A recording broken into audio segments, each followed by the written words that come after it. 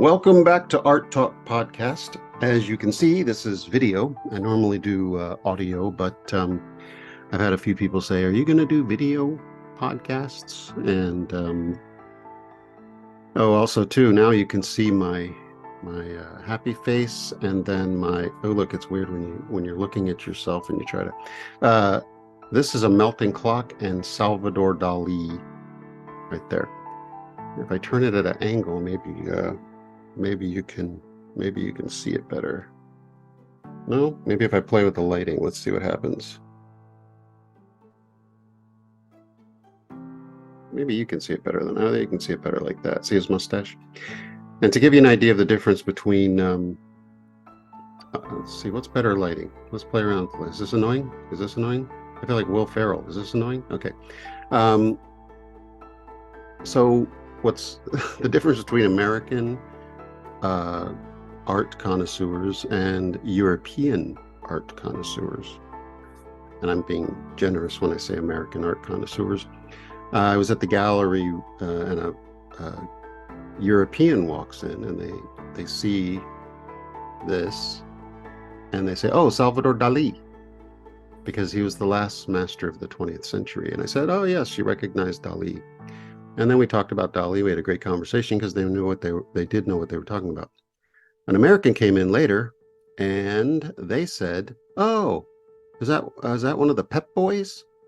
Which one is that, Manny? It looks like Manny. Or is that Mo? Or is that Jack?" I said, "No, it's Salvador Dali." And they went, "Dali. Oh, Dali."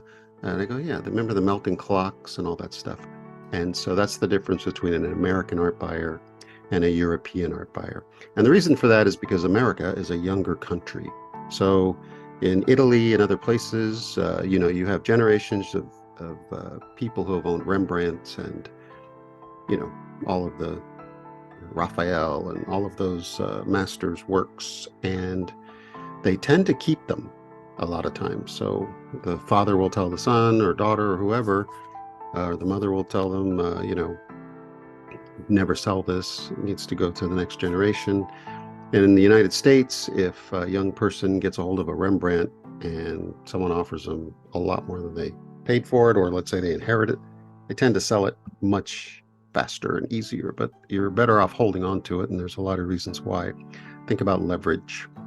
So again, this is a test kind of video hello from me, because again, people have been saying, "When are you going to do video for Art Talk Podcast?" By the way, Art Talk, before anybody ever even invented a podcast, I was doing art talks. And it was actually a thing that I did. I would go around to different places, and it always, most of the time, wound up being senior citizens, because I would put a little ad in the paper or something, or I would, set it up to a community center or whatever I did it. And I would, just let everybody know I'm going to be at a certain place at a certain time. And if you have questions about art, I will answer them for free. And I was also an art expert on a website called allexperts.com, which is no longer, I believe, around. And I answered, we tried to figure it out one time. It was like 30,000 questions or some ridiculous thing, because I was on there for years and years and years, and I just would answer like sometimes 20 questions a day, because I could just answer them real quick. Some lady would put up a piece of art and say, "I got this, I inherited this, and my grandmother," whoever it was, "got it from the Louvre," and it had a Louvre stamp on the back of it. And and she said, "So can you appraise it for me?" I said, "Well, it's, museums have gift shops, and they had gift shops 100 years ago. And, even if a poster is 100 years old, it's an antique. But in this case," I said, "gift shop items." And she said, "Oh no, this has got a Louvre stamp on the back of it, and it's got all kinds of numbers and stuff." And I said, "Yeah, that's really common. Today, if you go buy a print, there's usually stock numbers on it or whatever." I just noticed there's black stuff near my arm. I was going to use my own background, but I have guitars behind me, and amplifiers, and a looping station, and all this stuff, music stuff. And this is not a music podcast, although we have music as part of the podcast, because I've interviewed Farenac Cherouzi, composer, great pianist, but she prefers to be referred to as a composer. I've interviewed I'm trying to think. Belly dancers that are also musicians. I guess belly dancing interviews would be a lot better with video. And maybe I'll set that up because I've interviewed them twice. But I've interviewed all these people, so music's a part of it, and it's sculpture, drawing, painting, acting. I myself have done all of the above because I can't make up my mind and I'm fragmented. But lately, I've been more hyper focused. I've been doing a series of abstract pieces of art, and apparently, people like them. So that's nice. So I'm going to end this. Just wanted to literally just test this out. And if you are interested, I just said out like I was Canadian. I'm not Canadian. Out.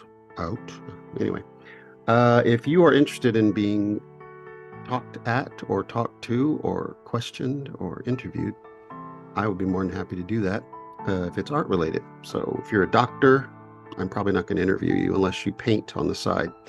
If you're a musician, a dancer, a singer, a sculptor, an actor, I've interviewed stand-up comedians. Aaron Hart, I believe, is one of them. I asked my brother because he's been a stand-up for years, and I said, do you want to be on my podcast? I'll interview you. And he said no. So that's my brother. All righty. Until next time. And I have 2 people that want to be interviewed. So if this works, I'm going to go edit and do all the stuff you do. And if it works, then you'll see some interviews coming up. All righty. So there you go. We'll see you later.